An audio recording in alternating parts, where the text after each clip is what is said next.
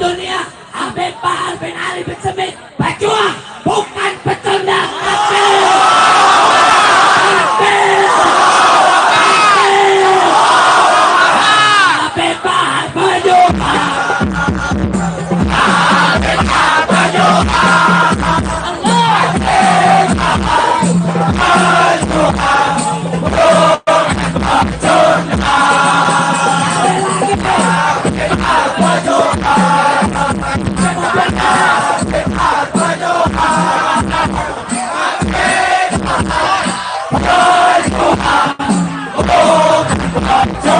Kasih tahu sama dunia, Habib Bahar pejuang.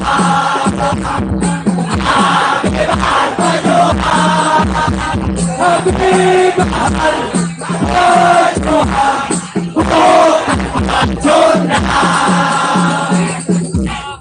Untuk yang di panggung sebagian turun, sebagian turun. Panggung sangat kuat. Tertib, tetap tertib, tetap jangan dorong-dorongan sampai mobil parkir. Tapi baru Habib Bahar Guru Mulia siap untuk tausiah. Buat rapi. Setuju? Sekali lagi semua nyalain dulu lampu. Ini yang punya HP. Semuanya tunjukin bahwa kita datang benar-benar dari hati, rindu kita, cinta kita. Semuanya nyalain. Habib Bahar pejuang. Habib Bahar.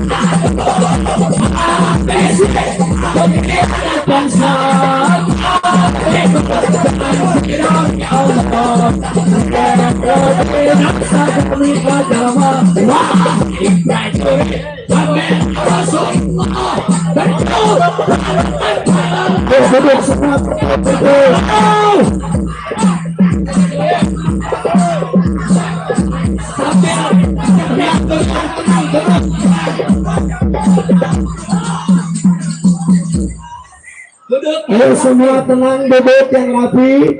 Jangan ada yang bersuara. Siap tertib? Siap tertib? Siap khusyuk? Takbir! Angkat tangan semua, takbir! Takbir! Takbir! Sallu ala Muhammad!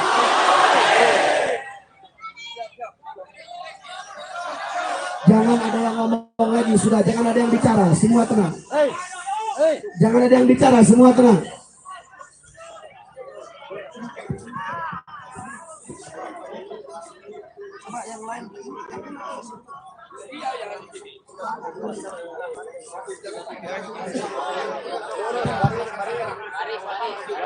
Sallu ala Nabi.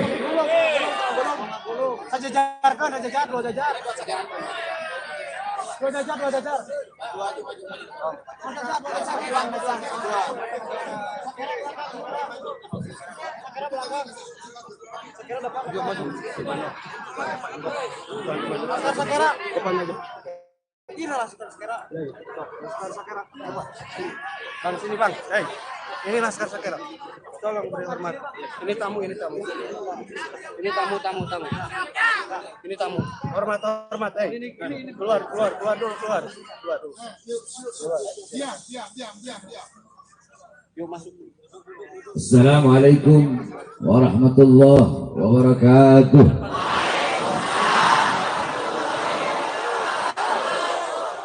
Bismillah. Wassalatu wassalamu ala Rasulillah Muhammad ibn Abdullah wa ala alihi wa sahbihi wa man wala. Wa ba'd. Yang saya cintai, yang saya muliakan, para alim ulama, para habaib, para kiai, para asatid, para tokoh masyarakat, para aparat pemerintah, wabil khusus yang saya cintai segenap tuan rumah dan segenap panitia daripada peringatan Maulid Nabi besar Muhammad SAW, beserta yang saya cintai, yang saya muliakan seluruh jamaah kaum muslimin dan muslimat, khususnya para pemuda-pemudi baginda Nabi besar Muhammad SAW. Sebelumnya saya mohon maaf karena telat berbangun tidur. Di Garut dingin soalnya, jadi bawaannya pengen tidur terus. Cuma istri Garut ini dari dulu dicari nggak dapat. Masya Allah. Yang dibawain domba Garut, dodol Garut. Anak bilang sama anak Garut, mana harim Garut? Yang dibawain domba Garut, dodol Garut. Hadirin sekalian yang dimuliakan oleh Allah Subhanahu wa taala. Alhamdulillah, segala puji dan syukur kehadirat Allah Subhanahu wa taala, yang dimana pada malam hari yang mulia ini Allah Subhanahu wa taala menempatkan kita di tempat yang mulia, yang penuh dengan kemuliaan, yang menjadi tempat turunnya suatu anugerah dan rahmat dari Allah Subhanahu wa taala. Ini tempat menjadi tempat turunnya rahmat. Ini tempat menjadi tempat turunnya berkat. Ini tempat menjadi tempat turunnya maghfirah. Ini tempat menjadi tempat turunnya hidayat. Ini tempat menjadi tempat turunnya inayat. Ini tempat menjadi tempat turunnya kasih sayang. Ini tempat menjadi tempat turunnya pengampunan. Ini tempat menjadi tempat turunnya anugerah dari Allah. Kenapa? Karena kita duduk di ini majelis untuk memuliakan, mengagungkan daripada maulid, daripada hari kelahiran baginda Nabi besar Muhammad SAW. Kita duduk di sini bersolawat kepada Nabi, memuji Nabi Muhammad SAW. Qala Rasul, man shalla alayya salatan wahidatan sallallahu alaihi biha asyra. Barang siapa yang bersolawat kepada aku satu kali, maka Allah bersolawat kepada yang satu kali. Setiap engkau bersolawat kepada Rasulullah, maka solawatmu dibawa oleh malaikat di hadapan kuburnya Rasulullah SAW. Malaikat berkata, ya Rasulullah, fulan bin fulan, fulan bin fulan, fulan bin fulan. Ya Rasulullah, masyarakat Garut, fulan bin fulan, fulan bin fulan, disebutkan engkau punya nama satu persatu di hadapan kuburnya Rasulullah. Kemudian apa kata Rasulullah? Bawa salawat mereka menghadap Allah Subhanahu wa ta'ala. Dibawa, engkau punya salawat menghadap Allah. Ketika dibawa salawatmu menghadap Allah, malaikat berkata, ya Allah, fulan bin fulan, fulanah binti fulan, fulan bin fulan, fulanah binti fulan, bersalawat kepada kekasihmu Muhammad. Apa kata Allah? Akan aku ciptakan, akan aku jadikan, akan aku ciptakan dari setiap satu huruf dari salawat yang mereka baca. Dari setiap satu huruf, contoh yang dibaca, ya Rabbi sholli ala Muhammad, ya satu huruf, alif satu huruf, ra satu huruf, ba satu huruf, ya satu huruf, ya Rabbi 5 huruf. Dari setiap satu huruf, kata Allah, aku ciptakan 360 malaikat yang memiliki 360 kepala. Di setiap kepala memiliki 360 wajah. Di setiap wajah memiliki 360 mulut. Di setiap mulut memiliki 360 lidah, yang dimana setiap lidah memohon ampun atas dosa-dosa orang yang bersalawat tersebut. Ketika Rasulullah SAW Isra Mi'raj, beliau berjumpa dengan malaikat yang memiliki 1000 tangan. Di setiap tangan memiliki 1000 jari. Maka Rasulullah bertanya, wahai malaikat, kenapa Allah ciptakan engkau punya 1000 tangan? Setiap tangan punya 1000 jari. Rasulullah takjub kagum dengan kehebatan malaikat tersebut. Apa kata malaikat itu? Ya Rasulullah, Allah ciptakan aku, tugasku adalah menghitung setiap tetesan-tetesan hujan yang jatuh dari langit ke bumi. Kemudian Rasulullah bertanya, wahai malaikat, apakah engkau tahu berapa banyak jumlah, berapa banyak bilangan tetesan-tetesan hujan yang jatuh dari langit ke bumi semenjak Adam sampai sekarang? Sampai sekarang maksudnya, sampai saat itu ketika Rasulullah SAW. Apa kata malaikat tersebut? Iya ya Rasulullah, aku tahu berapa banyak jumlah, berapa banyak bilangan tetesan-tetesan hujan yang jatuh dari zaman Nabi Adam hingga saat ini. Tetesan hujan yang jatuh di laut, yang jatuh di sungai, yang jatuh di gunung, yang jatuh dimanapun. Aku tahu berapa jumlahnya, berapa bilangannya. Aku bisa menghitungnya dengan tepat, jumlah tetesan hujan dari zaman Nabi Adam hingga saat ini. Rasulullah takjub dan kagum dengan kehebatan malaikat tersebut. Tiba-tiba malaikat itu berkata, akan tetapi ya Rasulullah, aku punya kekurangan. Apa kekuranganmu? Kata Rasulullah.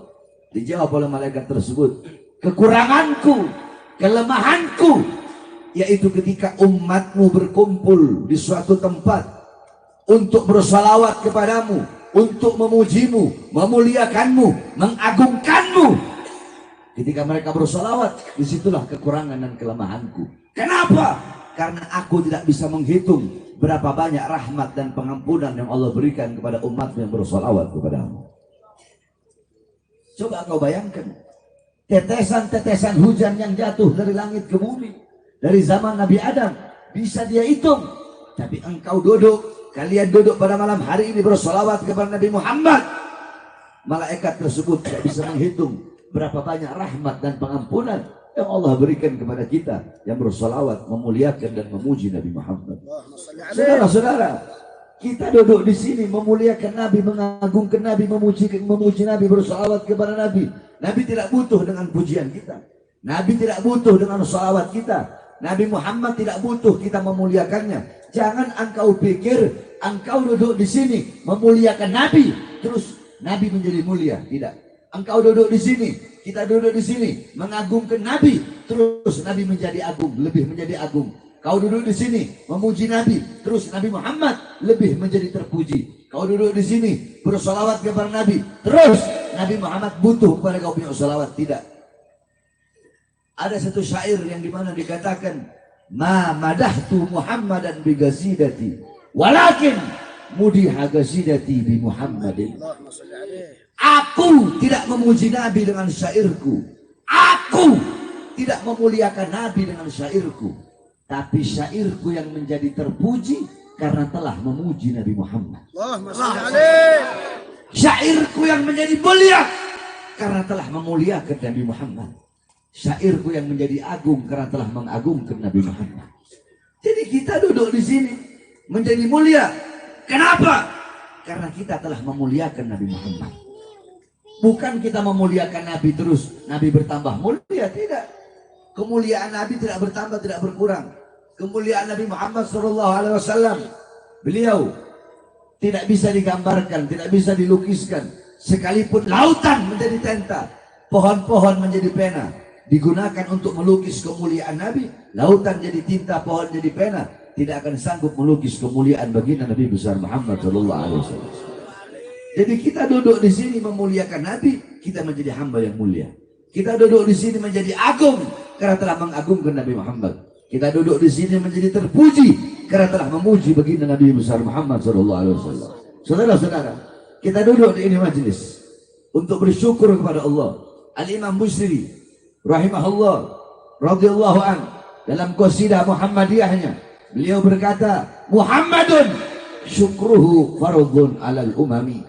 Muhammad, bersyukur dengan adanya beliau, bersyukur dengan adanya beliau, lahirnya beliau, wajib bagi setiap umat untuk bersyukur dengan adanya baginda Nabi besar Muhammad. Saudara-saudara, khususnya para santri, jangankan bersyukur dengan adanya Nabi Muhammad, jangankan bersyukur dengan adanya Rasulullah. Engkau tahu apa sebab kita disunahkan berpuasa pada tanggal 10 Muharram? Sebab disunahkan berpuasa pada tanggal 10 Muharram karena ketika di Madinah Rasulullah SAW, beliau pernah bertanya kepada orang Yahudi Madinah akan puasa mereka pada tanggal 10 Asyura atau 10 Muharram. Rasulullah tanya, kenapa kalian berpuasa pada tanggal 10 Muharram? Apa jawab orang Yahudi Madinah? Kami berpuasa pada tanggal 10 Muharram untuk bersyukur kepada Allah atas selamatnya Musa dari kejaran Fir'aun.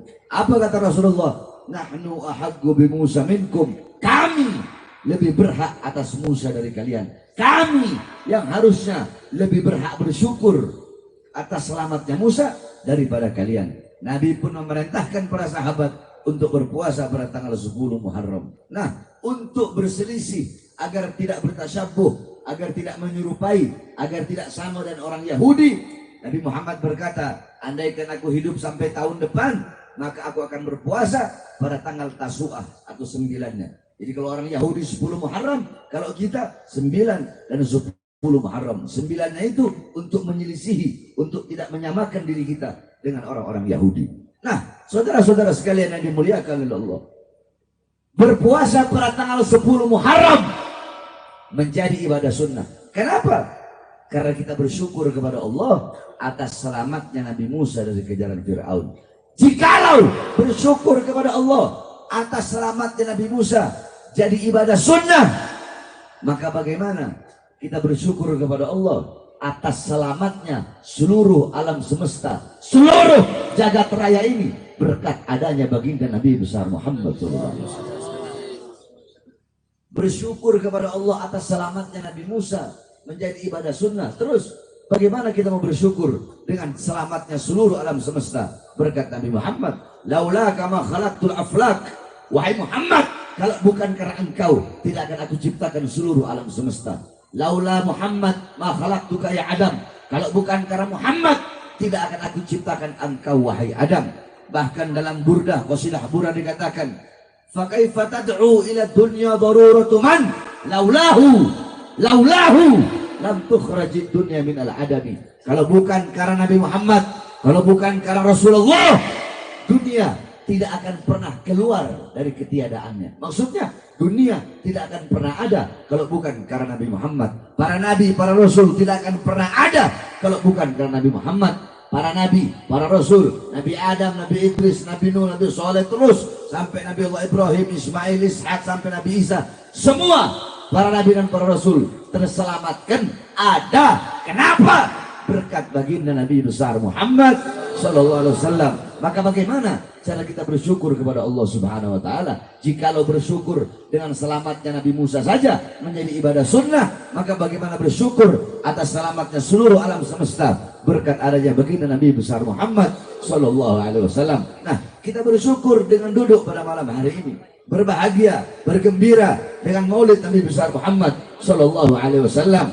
Ya saudara-saudara, dalam Al-Quran Allah berfirman, "Qul bifadlillah wa birahmati fa bidzalika falyafrahu." Katakanlah, dengan karunia Allah dan dengan rahmat Allah, maka dengan karunia dan rahmat tersebut falyafrahu, hendaklah mereka bergembira. Apa karunia Allah? Karunia Allah adalah Al-Quran, ilmu, iman, Islam. Itu karunia Allah. Terus apa rahmat Allah? Yang dimana dengan adanya rahmat itu kita harus berbahagia, kita harus bergembira. Dalam kitab Tafsir bil Ma'thur Ma'alimut Tanzil, Al-Imam Baghawi mengatakan maksud rahmat Allah dalam ayat tersebut sebagaimana dalam ayat yang lain, wa ma arsalnaka illa rahmatan lil alamin. Tidak aku utus engkau wahai Muhammad kecuali engkau adalah rahmat bagi seluruh alam semesta. Maka dengan adanya Al-Quran, ilmu, Islam, iman sebagai karunia Allah, dan dengan adanya Nabi Muhammad sebagai rahmat Allah yang paling besar, falyafrahu, hendaklah bergembira, hendaklah kita semua bergembira, hendaklah kita berbahagia, hendaklah kita bersyukur dengan adanya baginda Nabi besar Muhammad sallallahu alaihi wasallam. Oleh karenanya jikalau ada yang bertanya, siapa yang menyuruh kamu bikin maulid? Siapa yang suruh kamu perintahkan maulid? Jawab saja, Allah yang memerintahkan saya untuk membuat maulid. Allah yang memerintahkan saya untuk membuat maulid. Sebab apa? Intisari maulid adalah bergembira dengan lahirnya Nabi Muhammad SAW. Sedangkan perintah untuk bergembira dengan adanya Nabi itu ada dalam Al-Quran, yaitu ayat firman Allah, "Qul bifadlillah wa birahmati fa bidzalika falyafrahu." Saudara-saudara, jikalau intisari daripada maulid adalah memuliakan dan mengagungkan hari daripada kelahiran Nabi Muhammad, maka yang pertama kali mengagungkan, yang pertama kali memuliakan, yang pertama kali bermaulid, yang pertama kali mengagungkan, memuliakan kelahiran Nabi bukan para ustadz, bukan para kiai, bukan para habaib, bukan para ulama, bukan para a'immah, bukan a'immatul arba, bukan Imam Hanafi, Maliki, Syafi'i, Hambali, bukan para asfiya, bukan para tabi'in, bukan para tabi'in, bukan para sahabat, bukan juga para malaikat, bukan juga Nabi Muhammad, bukan para nabi, bukan para rasul, tetapi yang pertama kali, zat yang pertama kali memuliakan, mengagungkan hari kelahiran Nabi Muhammad adalah Allah Subhanahu wa taala. Allah yang pertama kali memuliakan dan mengagungkan hari kelahiran Nabi Muhammad. Bagaimana cara Allah memuliakan dan mengagungkan kelahiran Nabi? Allah punya cara sendiri untuk memuliakan dan mengagungkan kelahiran Nabi Muhammad. Bagaimana cara Allah? Saudara-saudara, dikatakan dalam surah Nabawiyah, "Wulida sallallahu alaihi wasallam yaum al-Itsnin 12 min syahr Rabiul Awwal amal fil." Nabi Muhammad lahir pada hari Senin tanggal 12 bulan Rabiul Awal tahun gajah. Wa summiya ama wiladatihi amul fil. Dinamakan tahun kelahiran beliau itu dengan tahun gajah. Kenapa? Li'anna Malikal Habasyah ja'a ilal Ka'bah, ja'a ilal Makkah lihadbil Ka'nah wa kana fi filun azim. Karena pada saat itu pasukan apa, raja-raja Habasyah datang ke Makkah membawa pasukan gajah yang banyak, membawa pasukan gajah yang besar, datang ke Makkah untuk menghancurkan Ka'bah. Makanya tahun lahirnya beliau dinamakan tahun gajah, karena kejadian terbesar pada saat itu adalah Raja Habasyah datang ingin menghancurkan Ka'bah. Fa'ahlakallahul jaysh. Allah hancurkan tentara gajah tersebut. Dengan apa? Dengan burung ababil, yang dimana satu ekor burung bawa batu dari neraka Sijil. Satu ekor burung bawa 3 buah batu. Satu batu di mulutnya, satu batu di kaki kanannya, satu batu di kaki kirinya. Sehingga ketika burung ababil melemparkan itu batu kepada tentara gajah, itu batu jatuh di atas kepala, tembus sampai ke kaki. Faja'alahum kasfin ma'kul. Allah jadikan mereka bagaikan makanan ulat, bagaikan daun yang dimakan sama ulat, lubang. Jatuh itu batu di atas kepala, tembus sampai ke kaki, saudara-saudara. Allah hancurkan mereka. Kenapa? Allah hancurkan di saat hari kelahiran Nabi Muhammad SAW. Padahal bisa saja Allah hancurkan sebelum Nabi lahir. Sebelum Nabi lahir, sebelum mereka berangkat, bisa aja kalau Allah menghancurkan. Tapi kenapa Allah hancurkan di hari lahir Nabi? Takriman, tasyrifan, wa ta'ziman li maulidin Nabi sallallahu alaihi wasallam, untuk memuliakan, mengagungkan daripada kelahiran baginda Nabi besar Muhammad sallallahu alaihi wasallam. Saudara-saudara, api majusi yang selama ribuan tahun tidak pernah padam, Allah padamkan di hari kelahiran Nabi Muhammad. Apakah mustahil Allah mau padamkan sebelum Nabi lahir? Bisa saja Allah padamkan sebelum Nabi Muhammad lahir, atau bisa saja Allah padamkan sesudah Nabi Muhammad lahir. Tapi kenapa Allah padamkan api majusi yang selama ribuan tahun tidak pernah padam di hari kelahiran Nabi, untuk memuliakan dan mengagungkan kelahiran baginda Nabi besar Muhammad? Istana Romawi Allah hancurkan tiang-tiangnya tepat di hari kelahiran Nabi. Kenapa kok di hari lahir Nabi? Apakah tidak bisa sebelum Nabi lahir? Bisa. Jauh sebelum Nabi lahir Allah hancurkan, bisa saja. Tapi kenapa Allah hancurkan di hari kelahiran Nabi? Takriman wa tasyrifan wa ta'ziman, untuk memuliakan dan mengagungkan daripada kelahiran baginda Nabi besar Muhammad sallallahu alaihi wasallam. Saudara-saudara sekalian yang dimuliakan oleh Allah, di hari kelahiran Nabi, sumur-sumur yang kering Allah pancarkan kembali. Sumur-sumur yang kering memancarkan air. Pohon-pohon yang kering bertumbuh daun dan bunganya. Kenapa? Di hari kelahiran Nabi, sebelum Nabi lahir, bisa saja sumur yang kering itu Allah pancarkan air. Pohon-pohon, batang-batang pohon yang kering Allah keluarkan daunnya. Tapi kenapa di hari lahirnya Nabi? Karena untuk memuliakan dan mengagungkan kelahiran Nabi Muhammad SAW. Seperti itulah cara Allah memuliakan kelahiran Nabi. Dan masih banyak lagi bagaimana cara Allah memuliakan kelahiran Nabi. Nah, jikalau intisari maulid adalah memuliakan dan mengagungkan hari kelahiran Nabi Muhammad, maka berarti yang pertama kali bermaulid adalah Allah Subhanahu wa Ta'ala. Kenapa? Karena Allah lah yang pertama kali memuliakan dan mengagungkan kelahiran baginda Nabi besar Muhammad sallallahu alaihi wasallam. Saudara-saudara, ini negara kita yang kita cintai, yaitu negara Kesatuan Republik Indonesia. Negara Indonesia adalah negara maulid, negara sholawat. Saudara-saudara, kalau udah datang bulan Rabiul Awal di Indonesia, di setiap gang-gang, di setiap lorong-lorong, di setiap kampung-kampung, di setiap desa-desa, di setiap sudut-sudut, di setiap kelurahan, kecamatan, di setiap wilayah, setiap kota, setiap daerah, dari Sabang sampai Merauke, di mana-mana pasti bikin acara maulid Nabi Muhammad SAW. Makanya tidak heran kenapa kok umat Islam Indonesia menjadi umat Islam yang sangat dicintai dan sangat dirindukan oleh baginda Nabi besar Muhammad SAW. Sebab apa? Sebab tidak ada satupun negara di dunia ini yang lebih banyak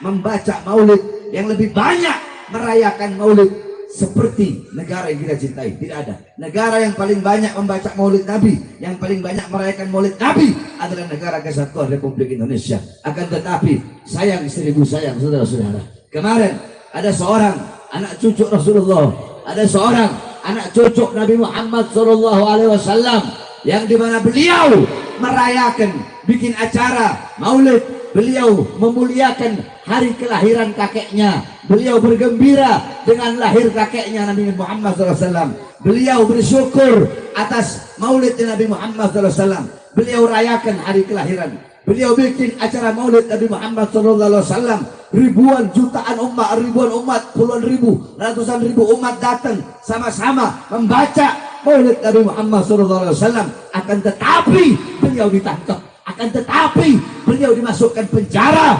Kenapa? Karena bikin acara maulid Nabi Muhammad, beliau masuk penjara. Demi Allah, tidak ada di dunia orang bikin maulid dimasukkan penjara kecuali beliau, Al Habib Muhammad Rizik bin Hussein bin Syihab. Saya tanya, ini zalim apa tidak? Jawab yang keras, zalim apa tidak? Zalim apa tidak? Adil atau tidak? Adil atau tidak? Beliau bikin acara maulid Nabi, dimasukkan penjara, 6 laskar beliau dibantai, rekening keluarga beliau semuanya diblokir. Beliau gara-gara bikin maulid Nabi Muhammad, tangan yang dalam tubuhnya mengalir darah Nabi Muhammad diborgol, dibikin bagaikan penjahat, dibikin bagaikan koruptor, biadab. Padahal beliau anak cucu Nabi Muhammad yang merayakan Maulid Nabi Muhammad dengan alasan PSBB. Saudara-saudara, PSBB, iya PSBB. Tapi kenapa mal-mal kalian biarkan buka? Kenapa masih banyak tenaga kerja dari asing kalian datangkan, sedangkan banyak pribumi Indonesia yang pengangguran di masa PSBB?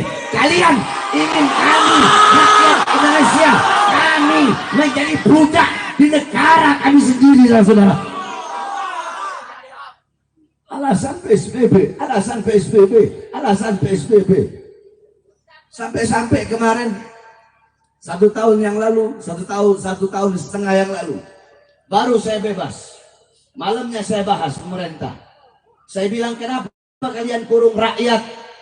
Kenapa kalian biarkan rakyat dalam rumah? Terus tidak kalian kasih makan? Kenapa warung-warung kecil kalian tutup, sedangkan mal-mal tetap buka? Kenapa orang-orang kalian larang keluar rumah?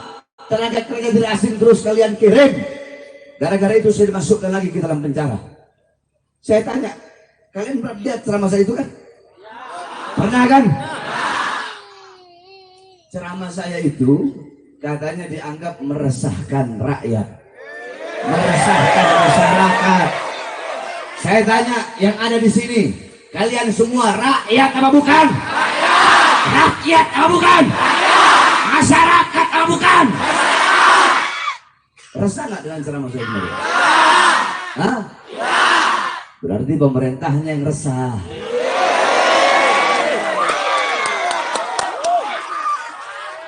Kan udah saya bilang, mulut saya ini kayak alkohol. Mulut saya kayak alkohol. Kalau kena kulit yang ada luka, perih, pedih, sakit. Tapi kalau kulit yang tidak ada luka, alkohol kena kulit luka, sakit apa dingin? Sakit apa dingin? Jadi kalau pemerintahnya baik, pemerintahnya benar, tidak melakukan kezoliman, tidak pemerintahnya berlaku adil, tidak berlaku zolim, kena mulut saya, ya biasa-biasa saja, betul? Mereka nggak bakal merasa sakit, betul? Katanya meresahkan, mana yang resah? Hah? Masyarakat mana yang resah? Kalian yang resah, bukan masyarakat. Kenapa? Sebab yang saya sampaikan adalah kebenaran yang nyata. Yang saya sampaikan ketidakadilan kalian, kezaliman kalian kepada kami, bangsa dan rakyat Indonesia.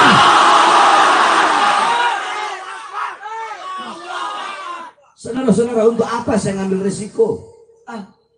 Untuk apa? Saya tahu risikonya pasti di penjara. Kemarin ketika keluar, bisa aja saya nggak usah ceramah. Enak kok udah keluar, udah bebas. Siapa saya mau di penjara? Saya udah tahu kalau saya ceramah pasti saya bakal dimasukkan lagi. Bukan enggak. Tapi saya ambil risiko itu. Kenapa? Demi bangsa. Demi membela rakyat. Demi membela masyarakat. Gak apa-apa saya di penjara lagi, saudara-saudara. Demi menyuarakan kebenaran. Kami anak cucu Rasulullah. Habib Rizik, kami dalam tubuh kami mengalir darah-darah pejuang, mengalir darah-darah yang selalu membela rakyat, darah-darah yang selalu membela umat. Di penjara cuma hal kecil, saudara.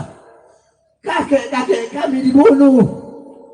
Sayyidina Ali bin Abi Thalib lagi sholat ditikam dari belakang sampai beliau mati.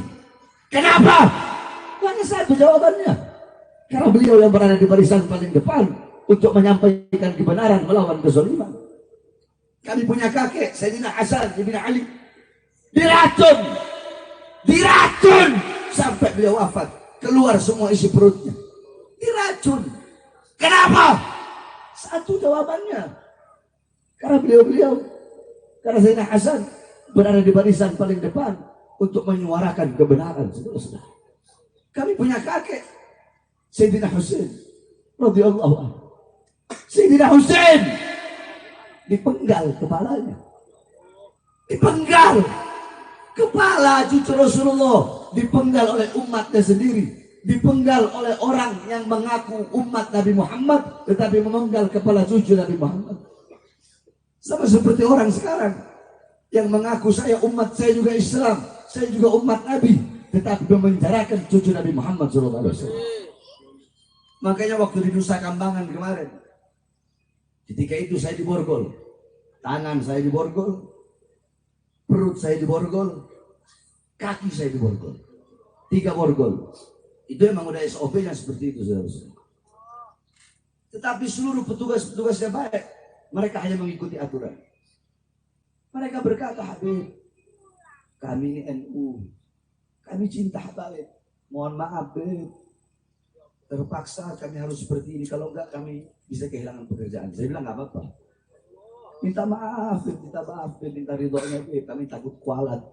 Nggak apa-apa, udah, borgol tangan, borgol perut, borgol kaki. Ketika sambil berjalan, saya tanya kepada mereka, kalian Islam semua? Iya, Beb. Kami semuanya Islam. Siapa Nabi kalian? Nabi Muhammad, Beb. Setiap kalian sholat, kalian bersolawat? Iya, Beb, bersolawat. Apa solawat yang kalian baca? Allahumma sholli ala sayyidina Muhammad wa ala ali sayyidina Muhammad. Salat, salam sejahtera, solawat, rahmat Allah, salam sejahtera atas Nabi Muhammad dan atas keluarga Nabi Muhammad. Tahukah kalian? Kalian mengaku umat Muhammad, sedangkan kalian membiarkan cucu Muhammad diborgol di depan kalian, tangan, perut, dan kaki. Kalian sholat, bersolawat kepada Al Muhammad, anak cucu Muhammad, sedangkan anak cucu Muhammad di hadapan kalian diborgol tangannya, perutnya, kakinya. Kalian diam. Saya bagaikan penjahat, saya bagaikan koruptor, saya bagaikan bandar narkoba. Padahal saya hanya gara-gara ceramah menyampaikan kebenaran, membela rakyat yang susah ketika itu yang dikurung, ketika sedang korup. Oleh karenanya, saudara-saudara, kakek-kakek kami udah biasa. Beliau-beliau dibunuh, Imam Ali Zainal Abidin dimasukkan penjara, nenek-nenek kami, putri-putri Sina Husain dirantai, ditawan bagaikan binatang. Itu sudah biasa. Kami di penjara, dibunuh, sudah biasa, saudara-saudara. Itu yang dilakukan oleh kakek-kakek kami, dan itulah warisan yang diberikan kepada kami. Kakek-kakek kami tidak mewariskan harta, pangkat, jabatan, tahta, kekuasaan. Bukan itu warisan daripada kakek-kakek kami. Warisan daripada kakek-kakek kami di penjara. Warisan kakek-kakek kami ilmu, akhlak, adab, wara', khauf, khasyah, zuhud. Warisan kakek-kakek kami di penjara, diracun, dibunuh. Dan itulah risiko bagi kami yang untuk berjuang di jalan Allah Subhanahu wa taala. Oleh karenanya saya sampaikan, darah beliau, Sayyidina Ali, Rasulullah SAW, Sayyidina Hasan, Sayyidina Husain mengalir di dalam tubuh kami para habaib, mengalir di dalam tubuh Al-Habib Muhammad Rizik bin Husain bin Syihab. Oleh karenanya kami sampaikan, kami para habaib, kami para anak cucu Rasulullah, kami para pemuda-pemudi Syabab Ba'alawi yang lurus, yang berada di bawah komando Habib Rizik, demi Allah kami akan selalu tegak berdiri, tidak akan berhenti sampai mati, tidak akan mundur sampai hancur untuk melawan kezaliman, melawan ketidakadilan, melawan kebongkaran sampai titik darah penghabisan. Kami tidak lawan pemerintahnya. Akidah kami aswaja, betul? Akidah kita apa? Akidah kita apa? Aswa. Ahlus sunnah wal jamaah. Ahlus sunnah wal jamaah. Ahlus sunnah wal jamaah. Akidah Asy'ari matu. Akidah Asy'ari matu. Mazhab Syafi'i. Mazhab Syafi'i. Nah, dalam akidah Ahlus sunnah wal jamaah, hukumnya haram melawan pemerintah yang sah, haram menjatuhkan pemerintah yang sah.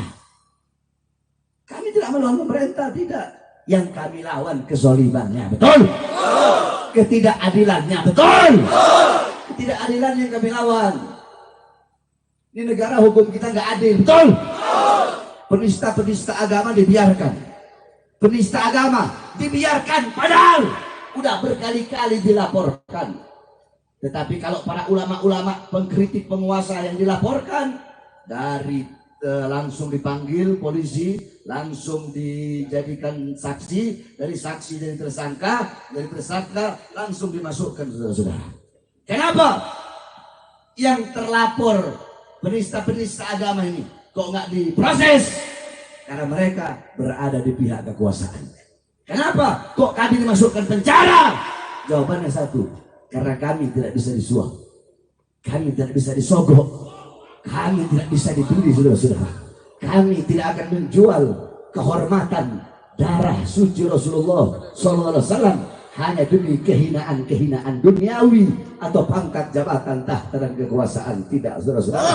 Kami semata-mata untuk membela agama datuk kami dan membela rakyat bangsa Indonesia yang sangat kami cintai. Oleh karenanya saya sampaikan kepada seluruh hadirin semua yang hadir di sini, kalian jangan pernah capek untuk menyampaikan kebenaran.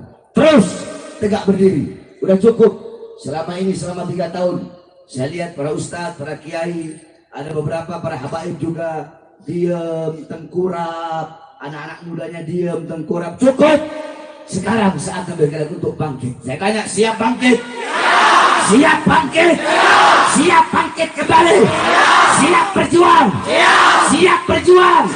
Siap berjuang? Siap melawan kezaliman? Siap melawan kemungkaran? Siap hancur? Siap mati?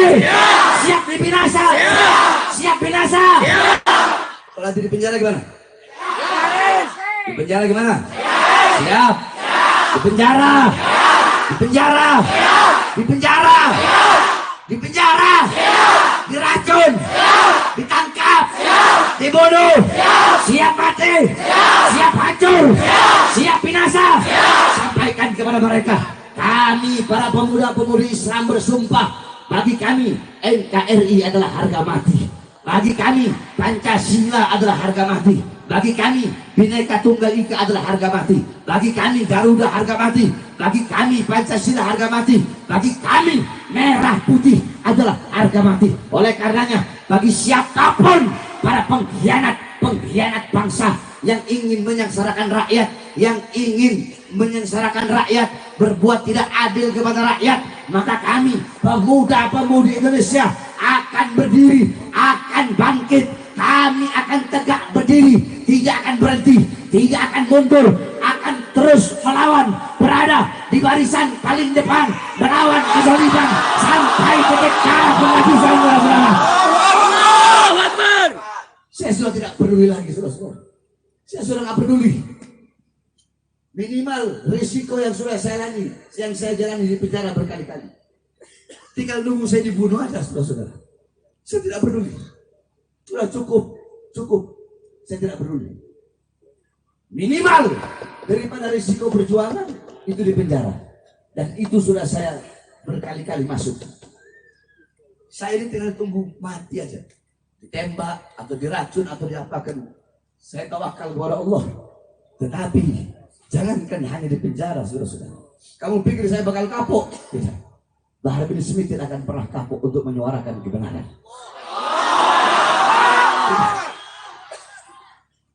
Demi kalian, umat kakek kami Nabi Muhammad SAW, demi rakyat Indonesia, apapun agamanya, mau Kristen, mau Buddha, mau Hindu, apapun sukunya, apapun warna kulitnya, untuk rakyat Indonesia, untuk bangsa, untuk merah putih, untuk kedaulatan Indonesia. Jangankan cuma di penjara, demi Allah, nyawa, jiwa, dan darah Bahar bin Smith murah untuk ditumpahkan. Murah nyawa saya, jiwa saya, darah saya hilang atau tumpah. Murah demi umat Islam, murah demi rakyat Indonesia, apapun agama dan sukunya serta bangsanya, saudara-saudara. Oleh karenanya, saya wasiatkan kepada seluruh hadirin yang ada di sini. Cukup sudah selama ini kalian tertidur. Sampaikan kebenaran. Betul? Jangan pernah capek. Kebenaran itu bagaikan matahari yang akan selalu bersinar walaupun di hadapan orang-orang yang buta. Jangan pernah takut kepada siapapun. Tanamkan dalam hatimu rasa takut kepada Allah, maka akan Allah tanamkan dalam hati-hati makhluk rasa takut kepadamu, saudara-saudara. Oleh karenanya kita doakan, mudah-mudahan pemerintah kita menjadi pemerintah yang baik, menjadi pemerintah yang adil, menjadi pemerintah yang bisa mensejahterakan rakyat, pemerintah yang memakmurkan rakyat, pemerintah yang berdiri sendiri, pemerintah yang tidak tunduk dan tidak patuh kepada para cukong-cukong dan kepada para asing-asing, pemerintah yang berwibawa, berdiri sendiri dan bisa mengelola kekayaan alamnya sendiri sehingga lebih mensejahterakan dan memakmurkan rakyat. Amin, amin ya rabbal alamin. Terakhir kita doakan saudara-saudara kita yang berada di Semeru yang sedang dilanda bencana, yaitu gunung yang meletus. Mudah-mudahan saudara-saudara kita di sana yang wafat, mudah-mudahan Allah terima amal ibadahnya. Yang mengalami luka-luka, mudah-mudahan Allah segera sembuhkan. Dan saudara-saudara kita, baik dari pemerintah ataupun dari ormas-ormas atau dari kemanusiaan-kemanusiaan yang lain yang sedang berada di sana untuk membantu korban, mudah-mudahan Allah kuatkan langkahan kakinya. Tapi yang paling banyak saya lihat FPI yang ada di sana, saudara-saudara. Yang lain nggak nongol. Ada yang ngomong itu FPI bubarkan saja itu. Kok nggak nongol di Semeru? Ada yang ngomong itu FPI radikal itu. Kok nggak nongol di Semeru? Itu FPI intoleran. Kok nggak ada di Semeru? Nggak ada tuh di tempat-tempat bencana. Yang mulutnya ngomong, saya ini nasionalis, saya ini NKRI, saya ini toleransi. Itu FPI apa? Habib Rizik itu apa? Mana? Kok congornya nggak kelihatan di sana? Justru FPI yang berada di barisan terdepan. Untuk apa? Untuk kemanusiaan, membantu bangsa dan rakyat Indonesia, tidak peduli apapun suku dan agamanya. Betul? Ini yang nyata, ini yang terjadi. Justru yang ngomong, mana itu FPI radikal itu, FPI intoleran itu, mana? Kok nggak kelihatan di Semeru? Nggak kelihatan congornya. Mana yang kemarin nurunin balehonya Habib Rizik? Duduk. Mana Jenderal Baleho, mana yang kemarin nurunin balehonya Habib Rizik? Yang bubarkan, yang ngomong bubarkan saja FPI. Kok nggak kelihatan di Semeru? Ah? Mana? Kok nggak kelihatan di Semeru? Kok para FPI yang ada di sana? Kok nggak ada poster dia di sana? Yang ada kok baleho-baleho Habib Rizik yang ada di Semeru, kemanusiaan, bantu masyarakat. Betul? Makanya mudah-mudahan Allah jadikan negara kita negara yang makmur, negara yang sejahtera, aman, tentram. Dan andaikan kalau ada yang ingin mengkhianati ini bangsa, semoga Allah hancurkan. Ada yang ingin merusak ini bangsa, mudah-mudahan Allah hancurkan. OPM dibilang saudara, dudung. Giliran sama ormas Islam galak. Wow, apa itu ya? Sama OPM yang jelas-jelas teroris, separatis, itu saudara kita. Harus dirangkul. Mereka saudara kita, harus dirangkul. Kemarin Mahfud MD langsung ngomong depan dia, OPM bukan saudara kita.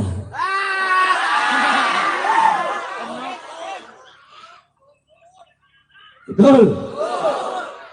OPM itu teroris. Berapa banyak tentara yang mereka bunuh?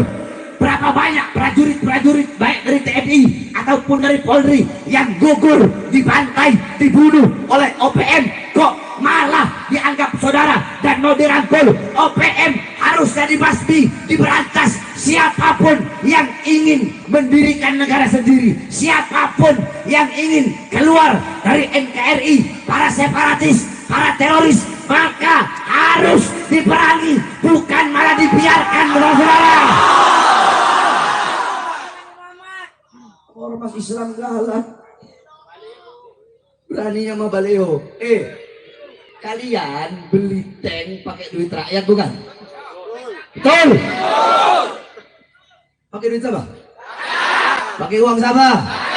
Pakai uang siapa? Seragam mereka dari siapa? Semuanya tentara, polisi, pejabat, seragam mereka, gaji mereka dari siapa? Dari siapa? Dari keringat rakyat.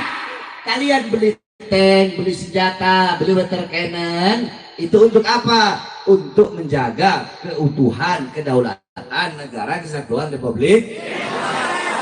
Buat perang lawan asing di Natuna sana, lawan Cina.